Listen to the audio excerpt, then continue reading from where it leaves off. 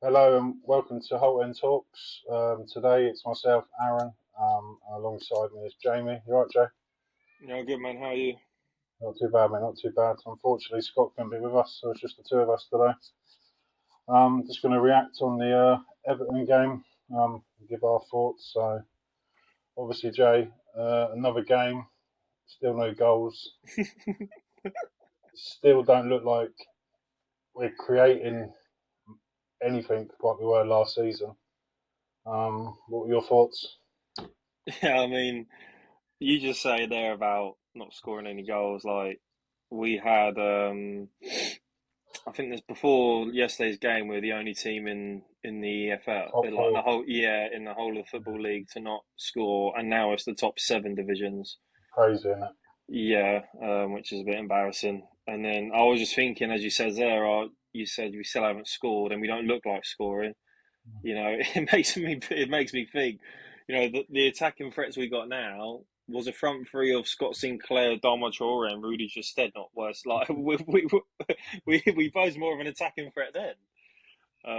But yeah, it's awful, man. Like we've gone to Everton, albeit that they're in a good bit of form. We've gone there and basically tried to get a point, and a team that was in the Champions League last year, it's well this year really when you think about it, it's to go to a club that finished 14th last year and try to get a point. It shouldn't be happening. I can't ever see Newcastle. Obviously, they're the most like for like club for us. Newcastle and Forest. Can't see them going to Everton and sitting back trying to get a point. So yeah, I mean it's weird. It's just confusing. Like we used to go to even to away teams and just steamroll clubs, but it's just for whatever reason since we started. Because even in pre-season, we were scoring goals and stuff, but for whatever Yeah, reason, in a since the season started, we've just looked shit, mate. Like we haven't looked. It's laughable. It's actually laughable. It's mad. I was watching the game yesterday, and at no point was I like, oh, fucking, I thought we we were had gonna that do it. Buendia chance that got deflected, and apart from that, that was our main chance. And when you look at it like your main chance is coming from like a deflective goal, deflective shot, you're like, oh my god. But then on the other side, if we've won a couple of games and we come away with that with a nil-nil draw, we might have been looking at it a bit more positive. Do you know what I mean? Yeah, I Um, get that. Yeah, but then obviously, you play the cards you're dealt. You look, and we haven't won our previous games. We haven't scored in any of our previous games. And I think after the game yesterday, I think was it your old man said on the group chat. He said, if you end up winning, you beat Sunderland, and then you go on and beat Fulham. It doesn't look too bad. But you lose up at Sunderland. Oh, yeah, I mean, yeah, God it's not looking forbid. great. Like it really isn't, and it's just worrying that the like Rogers. Don't get me started on him. What he does in an England shirt, he must be on steroids or something. Because as soon as he puts on that claret and blue this season, he looks like a 12-year-old child that's never been able to kick a ball He before. looks lost, doesn't he? He looks lost for us at the moment. Yeah, it's just it's every like he running out of defence, and you're thinking this is prime Rogers here. He's rolled someone, and then he just passes it straight to him, and Yeah, it's just not good enough. And that's the Rodgers of when he first came in from Borough, like that first 6 months, because he yeah, it he, was. Yeah, he weren't that great that first 6 months we had him, and it was that first game away at West Ham where people thought, oh god, he could be a player for us. But prior to that, first 6 months, that was the Rodgers we've been seeing this year. He just looks, obviously we have Brentford on Tuesday, but whether it be obviously he's going to probably rest that game, hopefully. But even the weekend on the weekend about against Sunderland, does he need a game out? Because I know Emery loves him. He plays all the time. If there's as long as he's got a pulse, Emery will play him for 90 minutes. But Jesus, he's generally he's probably been our worst player so far this season. yeah. What did you make of the team selection? Obviously, the three new signings. I knew obviously Lindelof wouldn't start. Obviously, Elliot and Sancho. Obviously, Elliot getting minutes off the bench and Sancho not coming on at all. What did you make of the team selection? Were you surprised that Buendia started and Bogard started? Surprised of Bogard. I weren't actually surprised of Emmy, to be fair, because I thought he was our best player against Palace when he came on, for what Mm. it's worth. But it was more so annoying, would probably be the right word, the fact that we have so much attacking talent, and yet John McGinn's still out on the wing. Mm-hmm. I love McGinn. I'd always if you can find a way to play him, then you play him. But to an extent, you got again. Obviously, you have Buendia, Rogers. You got Marlon, Gasson, Sancho, Elliott. It's just all that talent. And I know Sancho weren't fully fit, apparently. So I get that one. But all these other players that we have, and we're still playing John McGinn out wide. McGinney ain't a winger. He has to, and if he is out wide, he's much better on the left than he is on the right. Yeah, I think that as well. So If you look yeah, at Bogard's stats from the game, they actually weren't too bad. Do you know what I mean? yeah, But I yeah, agree with what you're saying. Rather than go with a Bogard in the middle, why don't we just drop a McGinn back and then starting a Elliot or starting a Sancho or starting a Gazon? Do you know what I mean? It's especially when we're not scoring as well. Playing McGinn out wide's more of like a defensive approach, isn't it? Because yeah, he hasn't got the creativity that people on the bench have got, but he's going to give his all in defensively. So yeah. As but it's as far frustrating. yeah as far as outfield players go, Bogart was probably one of our best players. Mm-hmm. But it was more so the fact of if you look, we played Brentford away. They just signed Dango Atara. They play him straight from the off. He scores against us. Yeah, That Voltemada for Newcastle Newcastle. just came in, first game, start, bang, goal. And with us, the only player he started from the off was Diaby. All the other Yeah, players, even Pau Torres, which is his fucking son, basically, even him, he only got pushed in at the deep end, thrown in at the deep end because Ty got injured. yeah. Um, Emery is a bit weird, isn't he, when he signs players? He yeah, doesn't put them straight in. It's always been the same. yeah, this is the thing, like you look at Harvey Elliott, he's a Liverpool lad. He hates Everton, so why would you not put him in there? Like when we're lacking so much up front, or like up in the final third of the pitch, give someone that has a point to prove in front of people that have been giving him dog's abuse his whole life. Like this is just, Mm. I don't know. It's just my personal opinion. I would have had Elliott in from the start, and Yeah, despite Bogard being our best outfield player, I would have done McGinn deeper alongside Yuri and have probably Elliott out on the yeah, right. I'd probably agree with you as well. Yeah, but yeah, it's just it's the team selection. It's how Rogers still gets 90 minutes every game. It's just shocking, really. I think like obviously. Yeah, just when he's making the subs yesterday, and everyone came off in that final third, apart from Rogers, and again, like I saw people criticising Ollie, but at the end of the day, Ollie's had zero service. You can't. I'm not Ollie's Exactly. biggest admirer. Like if there's any chance I can have a bollock at Ollie, I will, because I think he can always do better. And for the standard he set himself in that year where we're in the Conference League and eventually qualify for the Champions League, he was, apart from Harry Kane, apart from Haaland, he was probably the next best striker in the league. And he set himself that standard that I want him to keep up. But at the end of the day, he hasn't had no service, so you can't do nothing when he's not got no service. So frustrating. But yeah, it's just there's our hesitancy to start players from the off. It'll be interesting. It will be nice to watch Tuesday because whether Keith Yeah, hopefully he Andrew, rotates it. yeah, and against Keith Andrews, he's still got a point to prove. I thought they done well, obviously against Thingy, but to see how we go for that game will be interesting because, like we're going on yesterday against Everton, we had so many players that we've signed that don't start. So I'm expecting on Tuesday you'd see, Gasson, Marlon, Elliott, hopefully Sancho gets decent minutes as well. Lindelof, Yeah, see, and Bogard again. See these players. I don't know. Maybe Garcia might be fit. I'm not sure, but to see these players we don't really see. But why can't we do that against Everton? Why can't we start Elliot from the off? Like why? Yeah, it's mind yeah, boggling because like I said, Newcastle record signing start straight away. Brentford sure. record signing start straight away. Scores against us. It's frustrating. Here it is. Obviously on a downfall note, looked like Tillerman's picked up a bit of injury and obviously went off at half time. So if that is the case, and he is out for a little, I think it was a calf strain, I think they said, but obviously that's us without Tillemans and Kamara. So that might force McGinn a bit further back to allow for one of them players to come in, maybe. Then obviously you're losing the creativity that Tillemans brings. So hopefully he's not out for too long. What do you think of the injury? Do you reckon? I think they said it was a calf strain, didn't they? Yeah, yeah, he had a little niggle. He felt a niggle in his calf. Yeah, I think McGinn deeper anyway is a bit better for how we set up. So McGinn deeper, pardon me, McGinn deeper I'll be fine with. Bogard as well. Every time Bogard stepped on the pitch in claret and blue, he's played well. So I'm happy Yeah, for he's him been getting well, yeah. minutes as well. And it's just going a bit off topic. Obviously, you've got Boober and Yuri that are injured.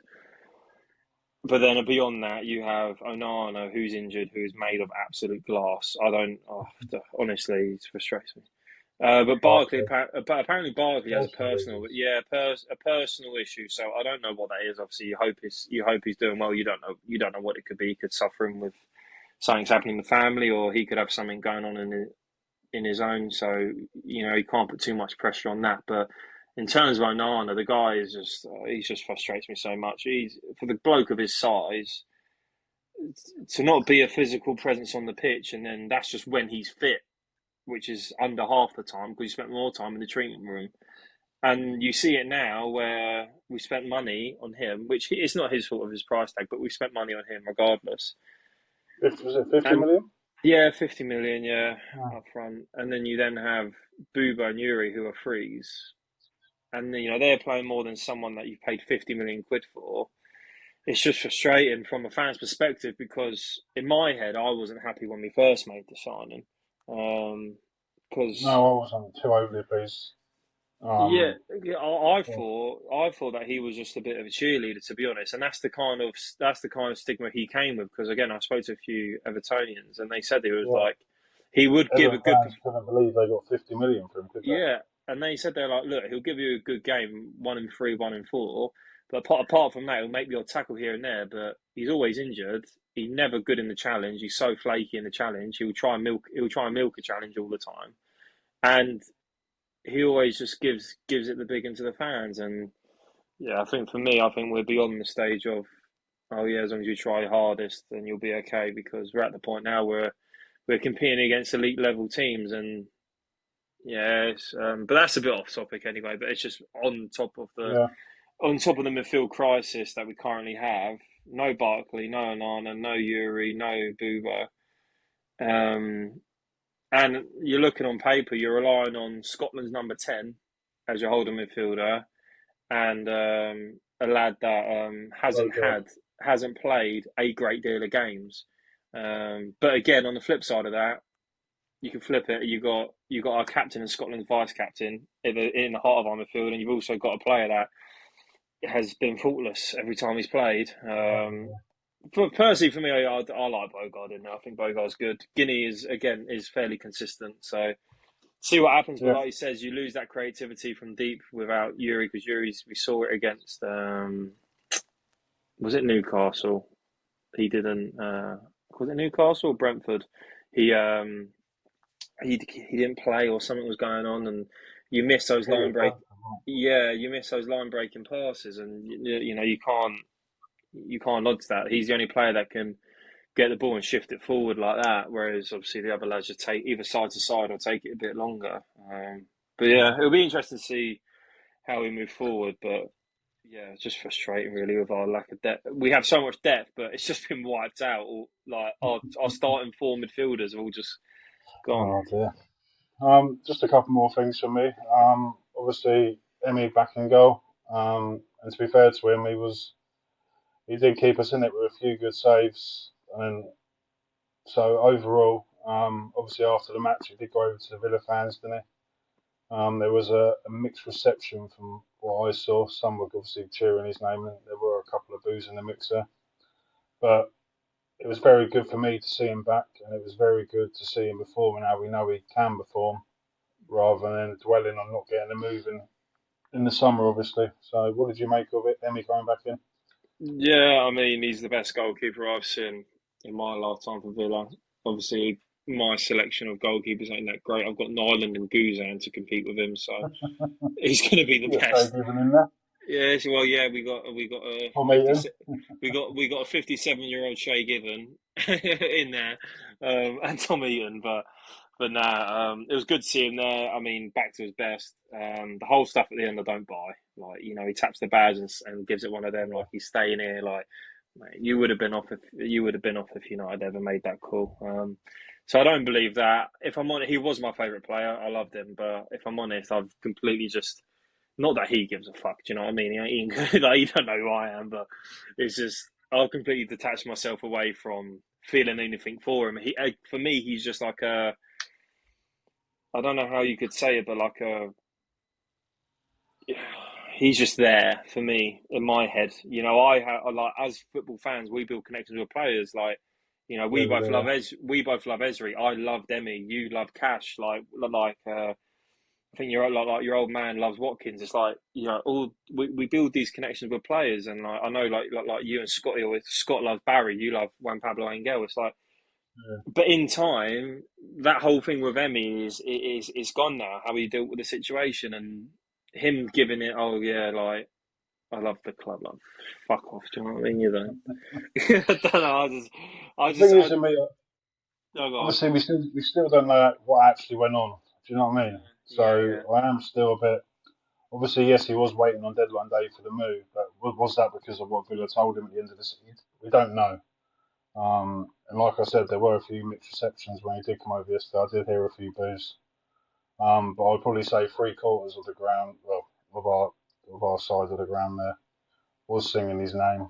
I don't know if you see it. He sort of waited for all the other players to finish and then went off on his own, didn't he? So yeah. It's unlike him wanting to be centre of attention, isn't exactly, yeah. it? Yeah, but normally he doesn't wait until the end. Do you know what I mean? Yeah, I know. Um, You can see what he was so trying to do, and again, he's apologising. But for me, it's like it's just in one ear and out of the other. Like again, we don't know what the situation was. For all we know, he got told start of season. He got told start of the summer. Look, if an offer comes in, you're gone. We don't want to lose you, exactly, but we have to. Then all of a sudden, he's in a mindset of okay, I'll try to get a move then, and then it completely changes. But he's a very big character. And just, I feel like if it was the case of Villa have turned around and said, look, we need to move you on, like we would need to sell you, so you better find another club. I feel like he would have come out and said something by now because he is such a big character. Like, but yeah, he potentially, yeah. potentially, but again, we don't know nothing. We're just kind of trying to read into what's going on. But yeah, I mean, if he can produce more, because he was our man of the match yesterday, he saved us big time, like he Yeah, has done, several like, times. like he has done for the previous 4 years prior. He's unbelievable, and it's just like if he does that, it's a win-win because if he does that, he's going to eventually get his move that apparently he wants, and then Yeah, also by doing that, it helps us out. Um, but yeah. yeah, I get Totally. yeah, but yeah. Just before we wrap it up, I just want to get your opinion on. Obviously, I don't know if you saw I did put on the group yesterday about Emery. Obviously, it wasn't my opinion, but whether we think he's sort of not taken us as far as he can, but is running out of ideas with what he's doing with Aston Villa. It just seems to be the start of the season. He doesn't seem as like agitated on the sideline either than what he Mm. normally is. There's been a few comments saying we need a change. We need a change of Emery and Monchi. What's your take? Because obviously he's still got credit in the bank with me personally. Um, so I wouldn't like to see him go. But what do you think of Yeah, I mean, I Emery at would. this moment in time? Yeah, I would like to see him. I think he's got plenty of credit in the bank. I feel like we could lose every game until the next international break. I think in the board, I feel like they wouldn't be stressing majorly about changing managers because we've built the whole blueprint of our football club, everything, the staff, the players, Around Emery. everything, the board, everything is around him. So it's not just sacking him. You're going to be sacking your director of football, and then you're also going to be sacking your whole scouting team because everyone there is Spanish now. He's for me, he has loads of credit in the bank. I'm not thinking at any point about, oh yeah, we need a change. But I can also see why fans are saying that because we do look so stale. We generally look like a Yeah. team who are fighting relegation. We're going again. We're going away. Goodison. We're going away to Everton, and we're trying. Oh yeah, we'll be lucky if we take a point. And he No will. plan B either, is there? No, there isn't, and that's the worrying thing. But for me, I feel like he will figure it out because in my opinion, he is a world class manager. Yeah. You don't win four Europa Leagues and be in Europe for 18 years or 19 years now consecutively by not being a No. world class manager. He will find it out. He hasn't been playing one way his whole entire career, otherwise he wouldn't be where he is now. But he has to sort this out, whether that be a slight formation tweak, whether that be, like he says, because our whole team is built around Rodgers. Maybe it might be taking Rodgers out and then putting someone in his place where they provide something different because Rodgers seems to Yeah. always make that pass that's so tight. He plays the risky pass all the time. It might even be the case of playing a Sancho and Elliott in there that will do a similar job, but their ball retention rate might be higher, whatever it may be. But it's just there's no stress from me because he'll figure it out, and we've been through worse times. It's just like he says, I can understand why fans are saying it because we do look so Yeah. toothless up front, and we have a gunman and Ollie up front who Just getting no service. when given service, say he scores one in three, we haven't even got the. I don't think he's even had three shots so far, and again, it's worrying. But yeah, I Yeah, reckon I back him to figure it out. I'm not for people saying Emery out and stuff like that. Like you have to think of where we are when he took us over. You have to think it's under a year ago when we beat Bayern Munich, you know, yeah, and it was only a few months ago where we beat PSG, the best team in the world. Well, they are the best team in the world, despite not actually winning the Club World Cup. They're the best team in the world. Um, that home game at Villa Park, that second half, and majority of that first half, we just pissed all over them. exactly. Yeah, Yeah, he will figure it out. I don't know what's going on. Obviously, a very frustrating summer, which has obviously pissed him off. You can see that. Maybe he just feels a little bit defeated at the minute. I'm not sure, but you touched a bit on Monchi. Yeah, I'm not convinced on him. Apparently Emery has control over everything. He gives Monchi a play that he likes, and then Monchi tries to get the yeah, deal done. But if that is true, then fair enough. But it's also worrying the fact of Monchi and scouts these players, or has a scouting department for these players, and yet you look at all the players we've signed, and none of them have really. I know Duran came in. That was a Johan Lang signing anyway. Duran was, but Diaby came in, we sold him. Duran came in, we sold him. yeah. But like Onana isn't a guaranteed starter. Our whole back five, including Martinez, is Gerrard era. Well, Smith, Gerard and Smith. Gerrard and Smith era, but there's that. But Booba was a Gerrard signing. You got McGinn in there, who was a Steve Bruce signing. And I'm not saying these players are bad. These players have got No, us to where we are. Like that back four of Cash, Konsa, Mings, and Digny and Martinez behind. That's what got us Champions League football. yeah, This served is us what, well. but it's the fact of we've spent not this season, just not summer just gone, but we have spent in previous summers so much money. Yeah, why isn't Matson starting at left back? Why haven't we Yeah, found why isn't Pau we haven't Torres been playing improving. left centre half? Why isn't a new right back been signed? Why hasn't Cash been forced out? Why is McGinn still playing out wide? Do you know what I mean? There's these Yeah, questions like you're where, saying, and that's where the recruitment slightly worries me. It's all well and good signing these young players, but no one's really broken through. And like again, Duran was the main one who we thought, okay, yeah, we can see this, but that was pre-Monchi. You know, it was. that was Johan Lang. We went to look at the goalkeeper, and we ended up from Chicago Fire, and we ended up with Duran because he just so happened to be there, so it was by fluke. So Yeah, I can't even put that down to good recruitment because that was by luck. So yeah, Monchi I'm not convinced of, but Emery, I have complete and utter faith in him. yeah. I think I'm the same as you. I obviously don't want to see Emery leave, but at the same time, things do need to improve, Mm, and if things don't improve, then something has got to change. But like you said, it's the same formation week in week out. It's the same players starting that haven't played well in the last few games when there's options off the bench and Mm. making late substitutions. And so, like you said, yeah, there is credit in the bank with him, but I think time could run out pretty quickly if things don't turn around quite Yeah, soon. yeah. Personally, but yeah, hopefully we'll have to wait and see. Obviously, the win on Tuesday will make things better. We will do a preview on the Brentford Cup game, which should come out on Monday or potentially Tuesday morning. So, anything else to add, Jay, before we wrap it up? Um, no, it's been so like that game was just awful, wasn't it? That game was so bad. I have nothing to add. The game was shit. Nothing. I'm trying to think like, oh, right, he was good, but we spoke about Bogard and we spoke about Martinez. Like, Yeah, the only apart from two. the only two that are half decent. Yeah, it was nice to actually see like Lindelof in a role we didn't expect him to play, and Yeah, also towards the end, Elliot. yeah. Elliot had a nice few touches, but again, I'm clutching at straws there. Right, well, I will. It's just me and you for the Brentford preview, so I will catch up with you then. Yeah, Until then, up the Villa. up the Villa. Cheers, boys. Thanks for watching.